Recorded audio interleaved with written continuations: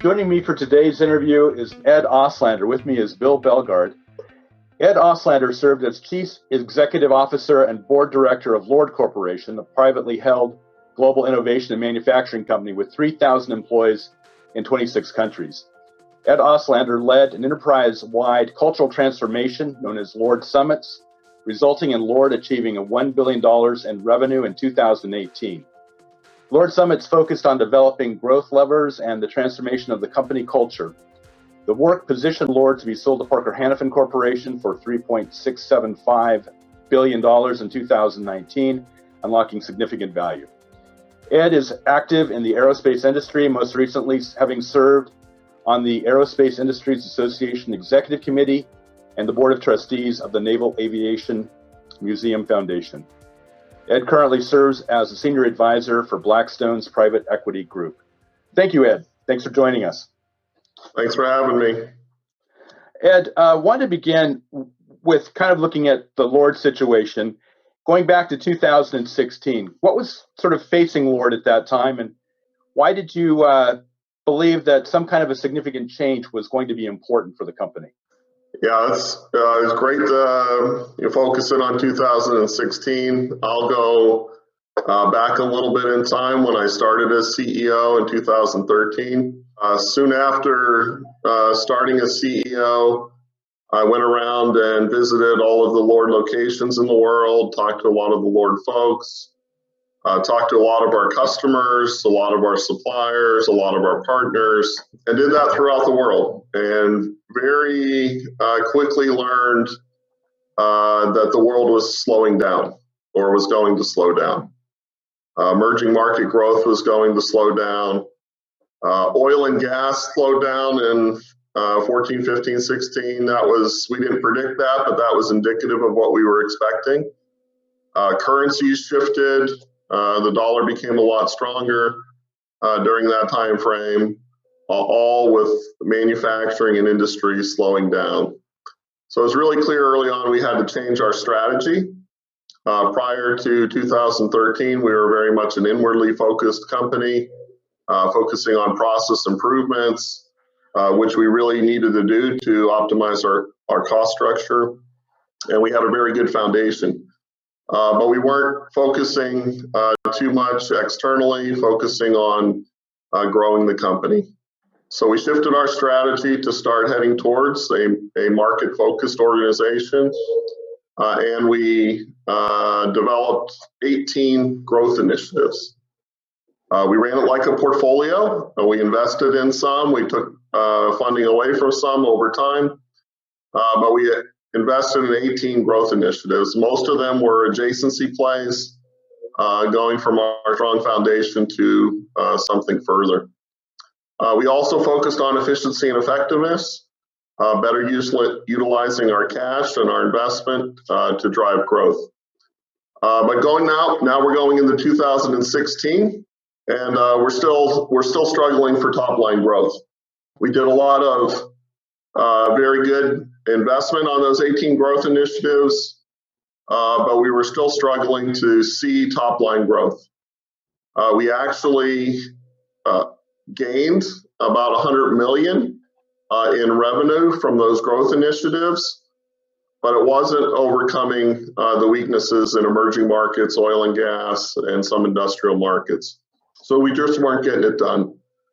And the board really focused on becoming a $1 billion revenue company, and we needed to change. So there was a lot of discussion between myself and the board about changing and about the need to change to really drive that growth forward. And I realized during that year, an incremental approach was not going to be good enough. We really needed to do a whole enterprise transformation to develop the right approach and then to have a vehicle to implement it. Talking with one of our board directors, Pat Finneran, he recommended I connect with Bill Belgard and Steve Rayner. He's worked with them in the past and thought they might be able to provide some help to Lord Corporation and me. Their book, Shaping the Future, was perfect. I read it. It really resonated with me. It's all about painting the future vision and then implementing the steps to get there. So it's a very nice way that Lord thinks too about planning and implementing change. So we hired Bill and Steve to help put this plan together. We called it Project Mercury. As we launched it at the end of 2016, the beginning of 2017, we branded it as Lord Summits. And that was a really critical step that we took. That meant that it was Lord, and we owned it going forward. Well, we were wondering who bought that other book besides our mom. So, now you know it was me. Yeah, no, we were wondering. I was really glad. Hang on to it. They're not but the whole leadership team read the book, and I got a lot of great feedback on it. It was a perfect match for Lord. Good. In terms of the sequence of key events, Ed, how would you characterize those in terms of, you're in 2016, you've got these growth initiatives that you've seen some success with, but you want to now take it to the next level. What was sort of the key events as you look back that begin to unleash, the momentum and get people focused on this big change? Yeah, that's a good point. There were lots of things that happened along the way that were really important to the success of Lord Summits and the success of Lord. First of all, a little bit on the model we put together, and then I'll talk a little bit about some stories that really help play into it. The model was very much focused on leadership driving culture, the strategy and growth levers. Our goal was to drive forward to sustain profitable growth, to be $1 billion company in 2008 and 19. The strategy, in addition to the adjacency growth initiatives that I talked about, we implemented growth levers, and those growth levers very much focused on commercial excellence, on operational excellence, global collaboration, in market and customer-focused innovation, and our M&A strategy. And those growth levers, we developed teams for all of those, and that engaged a large part of the leadership of Lord Corporation. But what we also realized through the process with Project Mercury and Shaping the Future is that we really needed a cultural shift that augmented the strategy. Lord always had a great innovation culture and teamwork culture, but what did we need to do to change the culture to help drive the strategy towards sustained profitable growth? And we thought about this quite a bit, and we came up with 6 cultural elements that we wanted to emphasize. The first one was speed, focus, empowerment, customer intimacy, collaboration, and execution. And by focusing on the leadership that owns the culture of the company, focusing on those elements can augment the strategy and drive the company forward. And there's always this big debate between strategy and culture.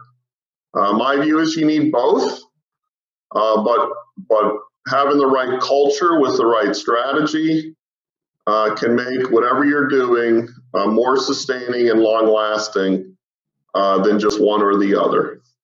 And the culture is so critical to having the company run in the right direction. So with the model in place, we drove the company forward. We also realized as part of this launch that we needed a leadership academy. We put a leadership academy in place to focus all of the Lord leaders and eventually the whole company into this pathway of Lord Summits, always striving for the next summit and emphasizing the culture. also focusing on all the other leadership aspects of the company, from succession planning to diversity and inclusion to leadership development from day one. And the Leadership Academy really was born out of Steve Rayner's vision for that. And we were able to implement it at the right scale for Lord. After benchmarking a lot of other companies, came with the right approach for Lord. And that was another critical element of the path forward, is that coming off of the consulting agreement with Bill and Steve, we hired Steve full-time to help us through the Lord Summits process, run the Leadership Academy, and help develop the culture. And what also came out of the Leadership Academy was an emphasis on high performance teams. We launched that in a number of areas, and those high performance teams really helped push the company forward along the cultural elements with speed and focus and customer intimacy and empowering the team and collaborating and then executing these. It was really a big factor to help, again, engage more and more people. We implemented a communication strategy.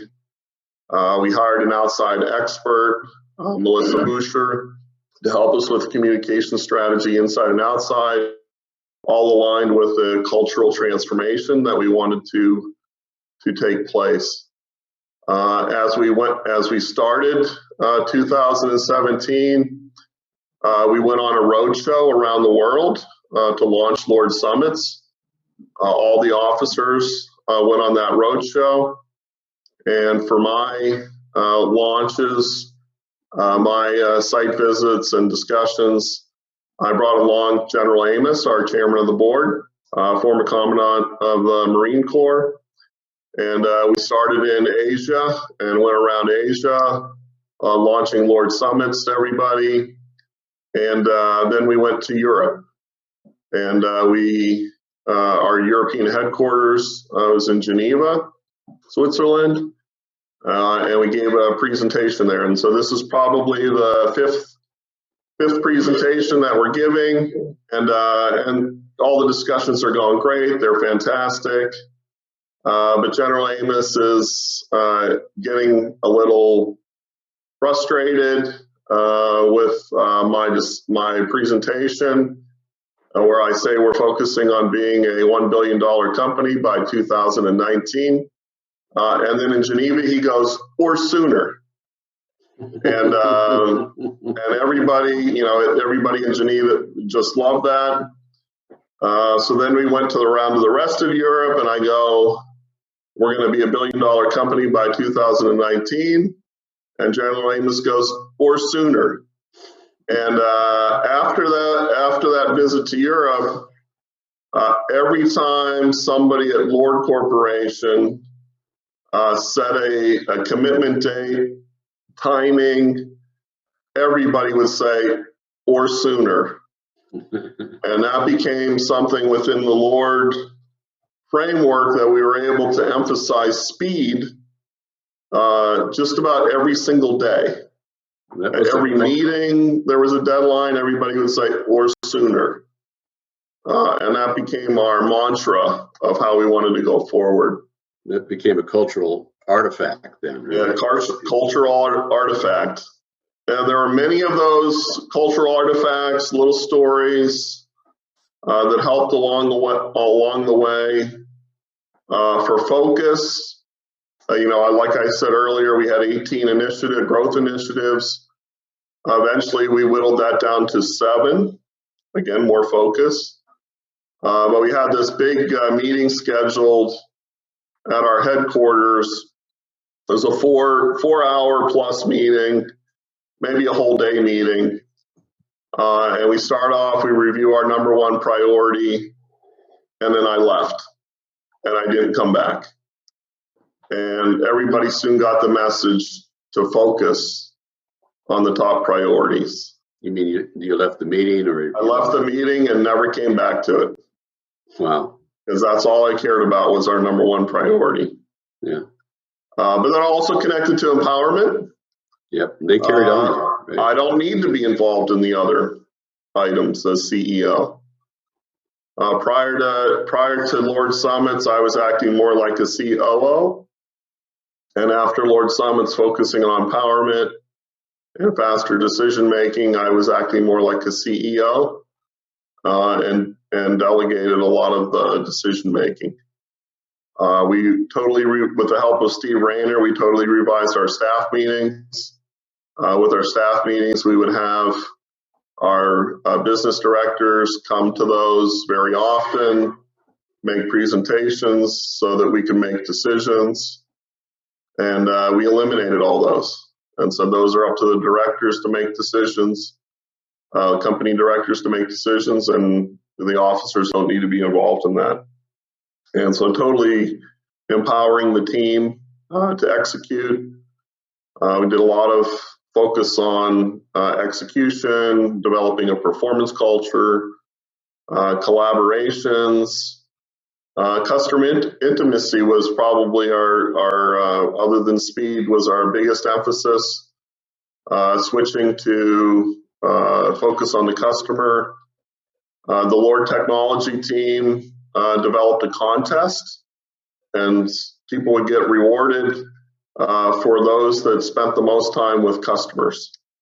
Meaningful meetings with customers, visits, and they would get rewarded for doing the most of that. All to emphasize that this is really important to connect with customers. We had some, over time, we had some businesses, there's an industry metric called Net Promoter Score. We had, if you're between 0 and 15, 20, 30, it's really good. Anything above 0 is good. 40 to 60 is great. Focusing on the customer, and we had businesses over 70. We had our oil and gas business was over 90 for Net Promoter Score. So you can see how things evolved, took shape. Our high performance teams did an amazing job. Our thermal management team focused on electric vehicles. We utilized that team to help drive Lord forward along this cultural shift. They were focused, they were fast, they were empowered, they were intimate with the customers, they collaborated and they executed and they won. And a lot of Lord folks wanted to emulate what they were doing. Our oil and gas team was another great example. They accepted a project from a customer where they compressed the schedule from over 52 weeks. They took the contract at 26 weeks for a bearing that the whole industry said could never be done. And they did it sooner. In 24 weeks, they delivered the bearing that worked right the first time.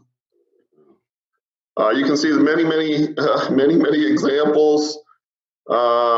Maybe a couple more that I think are really important. One was I heard there was a problem with the oil and gas team where they were having a lot of success. They were switching to more of a service model, and they needed a truck, the rigs, and provide the service that they needed. They were running into a lot of red tape getting that truck. So I bought the truck and delivered it to our Lord facility in Houston unannounced. And that was a great step forward for focusing on the customer, empowering the team, and showing to the Lord leadership how I wanted things to change. I remember that you just drove up in the truck and went inside, right? That's it. Just drove up in the truck. That's great. Some of the folks there thought it was a rental car. That's great. Oh, by the way, this is for you? Yeah, it's for you. That's great, man. And maybe a couple stories with Steve and Bill. When we launched Lord Summits, Bill and Steve went up to me and said, "Hey, Ed, in 6 months you're going to want to reorganize the company. You're going to learn things." And I said, "No, things are good. I don't think we're going to need to do that." And sure enough, by the end of the summer, that first year we launched, I knew we needed to change. I knew we needed to reorganize. And what was going on was, as we were doing the Leadership Academy and we were engaging everybody, it was very clear that some folks were on board with all of the changes and where we wanted to go, and some folks weren't. And the Leadership Academy was a great way to really bring that to the forefront. And then also, I was starting to have some ideas about the path forward that I wanted us to take. And I went up to Steve Rayner and I said, "Steve, who makes the decisions related to how we invest? Who makes those decisions? Is it the businesses? Is it technology? So forth." And Steve had the perfect answer. He answered me with a question, and he goes, "Who controls the money?" And so it's very clear where decisions were getting made and how it was counter to how we wanted to move forward. And so from learning all of that through the Lord Leadership Academy and thinking about alignment to the strategy, to the culture, it was very clear that we needed to make a organizational change, which we did later in that year, the end of October, November, where we aligned completely to be a market-facing organization, emphasizing dynamic systems and performance materials, and putting our leadership in the right seats to drive the company forward. We eliminated 3 out of 11 officer roles in doing that. We eliminated 44 out of 55 roles, which were management. After that point, we had an organization that was completely focused on Lord Summits, and it was a very smooth path from that day forward. One of the things I want to just state for the record is that you were able to actually achieve $1 billion in sales sooner than 2019. It occurred in 2018, a full year ahead of schedule. I remember very clearly every presentation that you gave ended with "and sooner," or sooner. Every single one. It was just part of the culture of the organization. Speaking of the culture, at what point did you really feel that the Lord culture was different? It had changed. What was sort of the thing that you saw that made you believe that, wow, this is really getting traction and we're really seeing some differences now? For me, it occurred very soon. Very soon after we launched Lord Summits. Lord Summits was a first critical item that I saw. It was rebranding that to where we own it. It's ours. This is what we think of it, and we're going to reach summit after summit after summit. So right away, I could see that. The Lord leaders through the Leadership Academy were talking in, let's say, Lord Summits talk, emphasizing the cultural elements. Our leader in Asia Pacific, Gareth McAllister, converted the whole region to be aligned to Lord Summits. Everything they engaged with, everything they did, it happened very, very quickly. The stories that I mentioned were all bright spots in seeing this go forward. It was,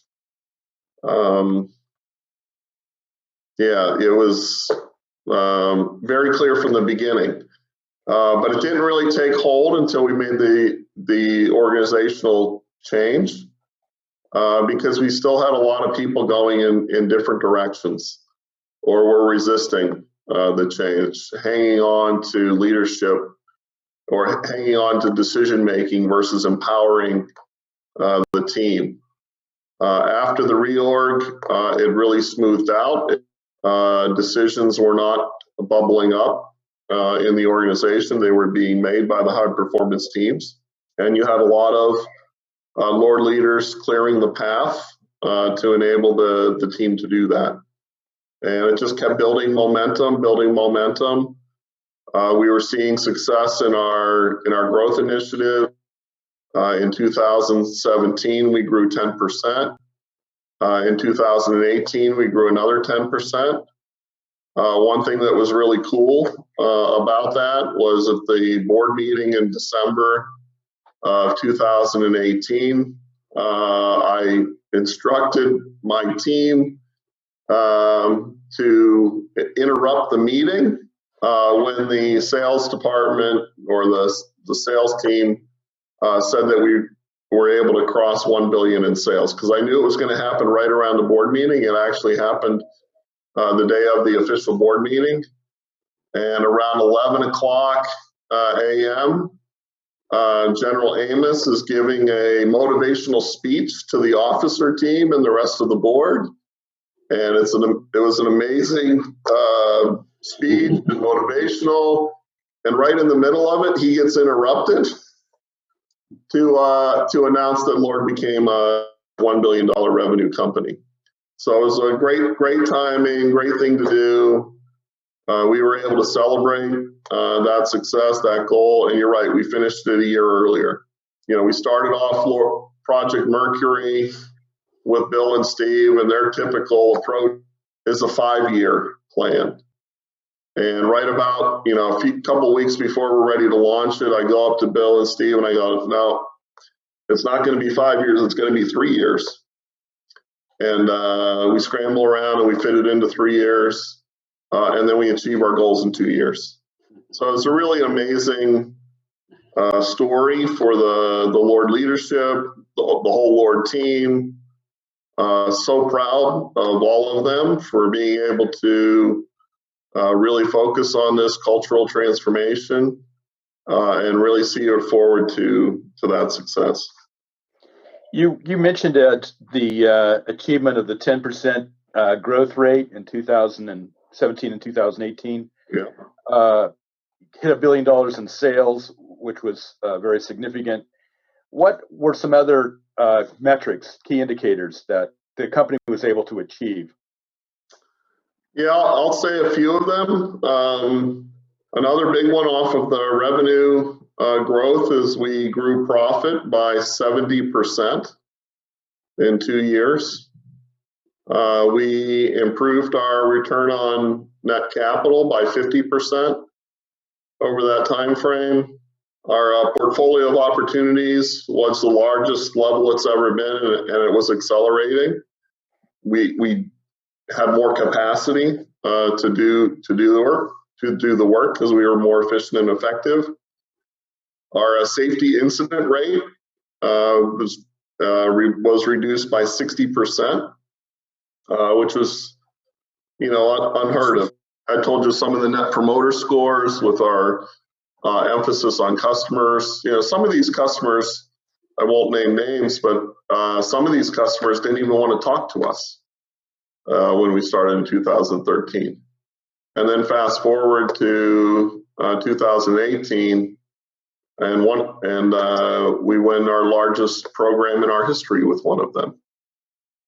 We were a totally different company in 2018.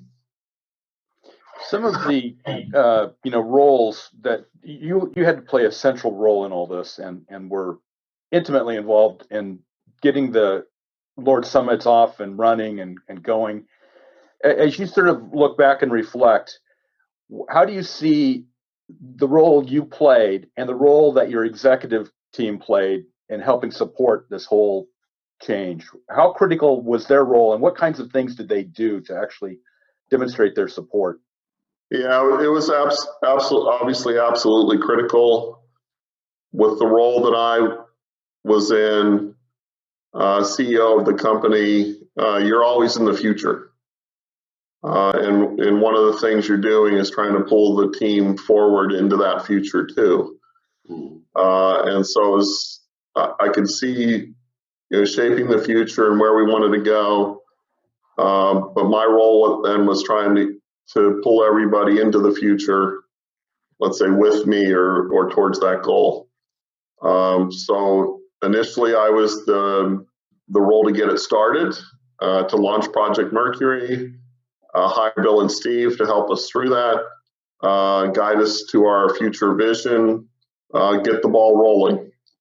And then it's really clear from a leadership standpoint that I set the tone, and between myself and the officers, we own the culture. So it's absolutely critical that I start as the champion driver of change, set the example, and make all the decisions to align the organization, set the stage, and be successful and do everything sooner. And the executive team drives the culture. They're doing some of the same things. They're the champion of change. They're setting the examples. They're aligning their organizations. They're empowering their leadership team, and they're clearing the path. All consistencies that are inconsistencies to the vision we're shaping. I think that the Leadership Academy was a great step forward. Steve really pushed out for that. Right. We were able to use that as a vehicle to help the executive team lead the company forward. It's nice when we kicked it off. We had General Amos was the first guest speaker. Then we had Perry Stuckey from Eastman, Chief People Officer for Eastman.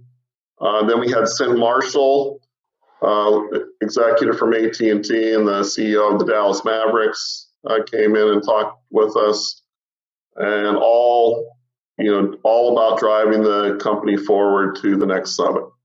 So, and they did a great job. They developed the stories too, and the emphasis on sooner, and did a fantastic job.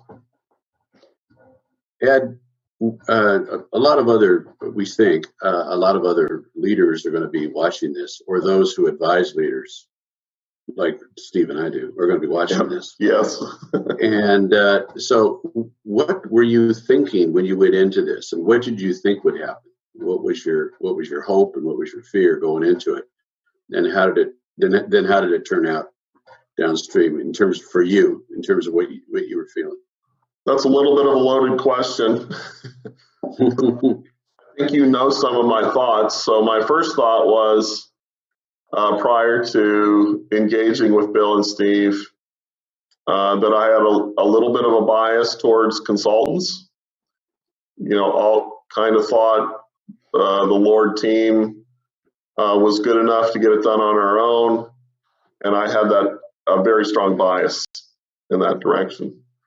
Though talking with some of the board directors, they mentioned a few stories where folks have helped them in the past, and I talked to Pat Finneran about that, and he's a great mentor for me, and he gave me some comments on Bill and Steve, and I learned quickly thought through that shaping the future was a great vehicle for the Lord culture as it was, and also that I needed to make that kind of an investment to show how serious to the Lord team this was. This was not just another consultant that comes in and 3 months later you forget all about it. We were going to change the company, and we needed a vehicle to do that. So some advice would be to hire Bill and Steve. Not exactly what we're looking for, but thank you. I'm not sure if we're going to edit that or not. Yeah, we should check that out. That's where you start. I'd say shaping the future is a very powerful tool, process which I mentioned a little earlier, I noticed that some commercials on television right now are using that shaping the future. You guys should have trademarked that, by the way. Shaping the future and then mapping out and planning how to get there is really important. Mm-hmm. I'd say another thing, I mentioned this a little bit ago, but as a CEO, your job is all about being in the future. You were a good leader when we met you, and so you are. And so the idea of and you'd grown up in that company. That as a matter of note, you started in a company and grew all the way through with the same company, right? Yep. And very proud, and a very long, proud history of Lord. Lord is how old is Lord Corporation? Or how old was it when it was sold? 95 years old. Yeah. And it's almost as old as me, not quite. Yeah, and I was with Lord for 34 years. Yeah. I benefited greatly by working with a lot of great people, great leaders, being in every part of the company, all around the world, and that helped prepare me for the role as CEO. But even so, when you're doing this, you got the board involved as a leader, as a CEO. You're betting your company and your own future essentially on something that you haven't done before. And so, what kind of trepidation did you have about that? I had forgotten that you didn't like consultants when we met. I actually had forgotten that. Besides that, what kind of trepidations did you have, and then what did you think later? That's a good question, because I really, as we went through the process for Project Mercury, I had a lot of confidence in it, and I thought we would be successful. I did not waver and have any second thoughts. I thought it was the right path forward for Lord. It was exactly what we needed, and I felt we would be successful. What I didn't realize, and sometimes you don't know what you don't know, and then you learn it as you go over time, and things become more clear. Like when we launched it, I thought the organization and the leaders we had in place were the perfect fit for it. And I know you two, the both of you didn't, but I had to come to that realization, and I did, and then we made changes. But day one, you don't know what you don't know, and that's another advice is to, and I say this a lot in a lot of different circumstances, is never assume. Never assume the answer. Never make an assumption. And when you do, it usually turns out poorly. And so I try to be patient sometimes. But then when it's time to make a decision, you move full speed ahead. Thank you, Steve. Thanks very much, Ed. Appreciate your time with us today. That's great. Really enjoyed it. I know I speak for both Bill and I when I say it was a pleasure having the opportunity to work with you and with Lord, and very, very proud to be part of the great success the company had. Thank you for the opportunity. Well, thank you again on behalf of Steve and I. Thank you very much. Yeah, thanks, Bill and Steve. You guys are fantastic, and looking forward to our next project together.